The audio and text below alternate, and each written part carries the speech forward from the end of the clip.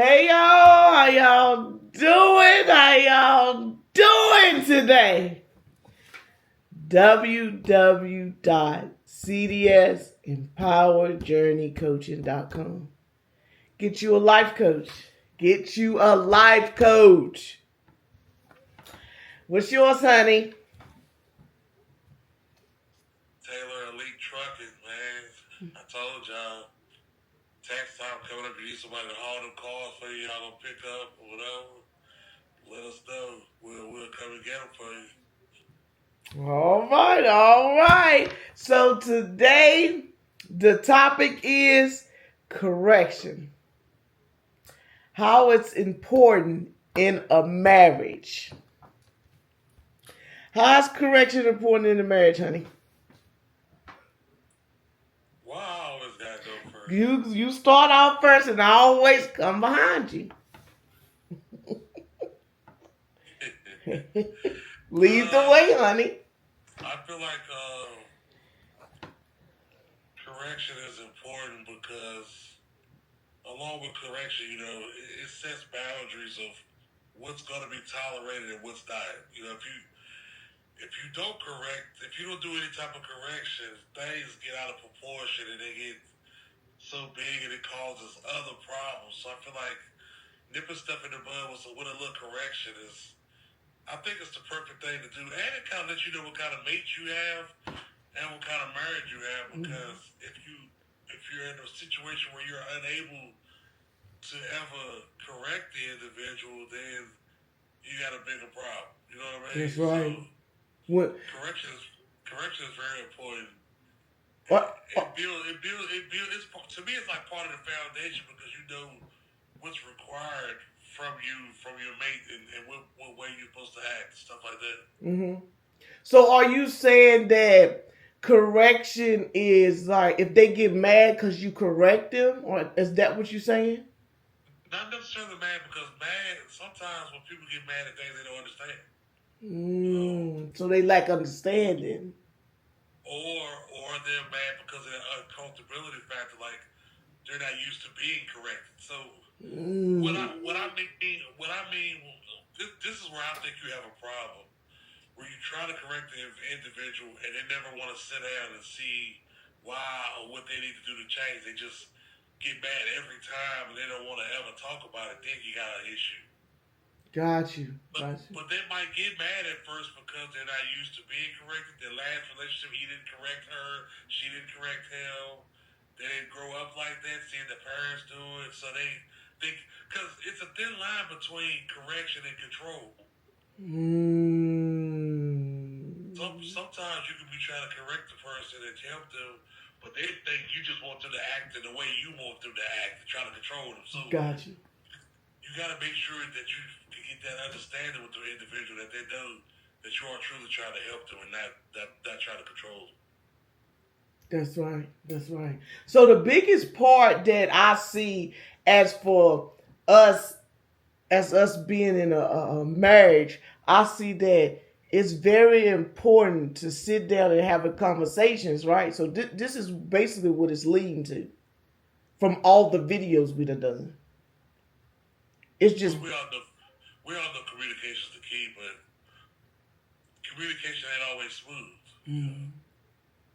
Sometimes it takes some arguments. Mm-hmm.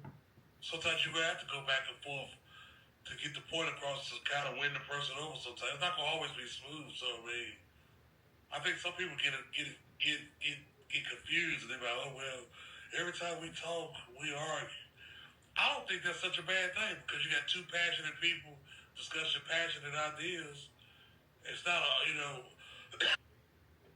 think as long as you can end on a positive note,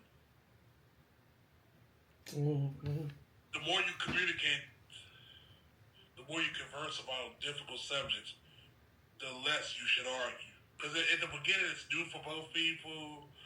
It's gonna be rough.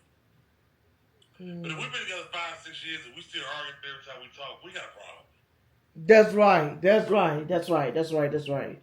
right. Because sometimes, even though we have a discussion, we don't have to argue every time. No, and sometimes you can agree to disagree. sometimes you can revisit it.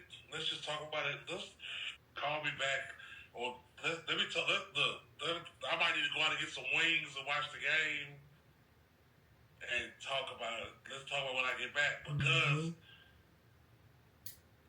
I might see myself being stubborn when you're right.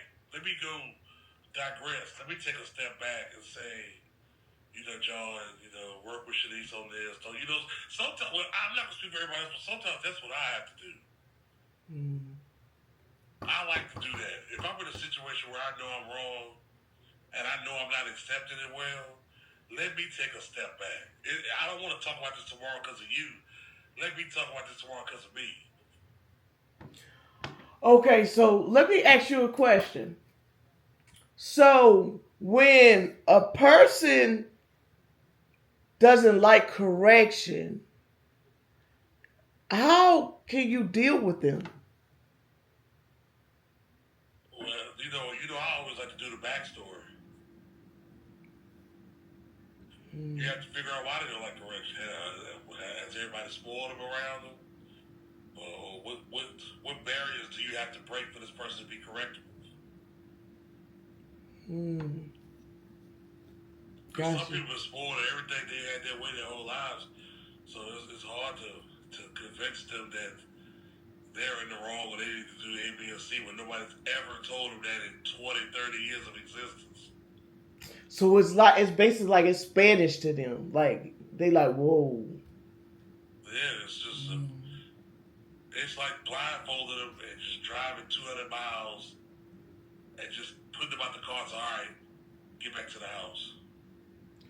Okay, so it's a place they've never been. You know what I mean?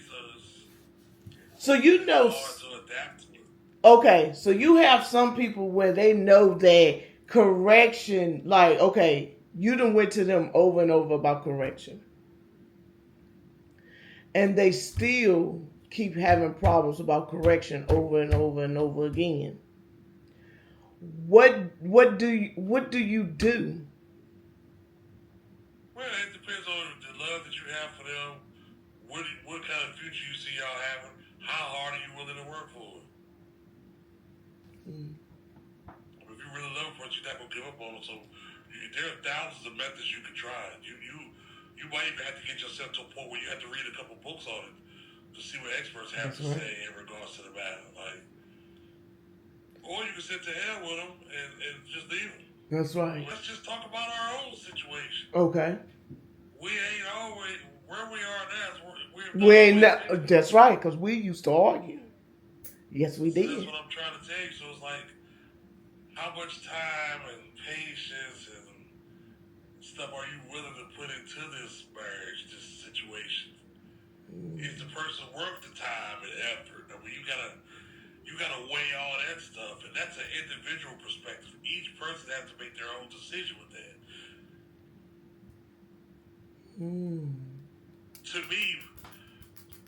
To me, I judge everything in my life off of the progression made. And with everything I do, I see how much progress am I making in a particular area. Then I use that to say whether I'm going to go forward with it or not. That's right. That's right. So, you have anything else to say, honey? Nah, I think we're done pretty good. All right. So, like, comment, subscribe. Like, comment, and subscribe. And listen, we going up. So y'all have a great day, and we love y'all. Peace.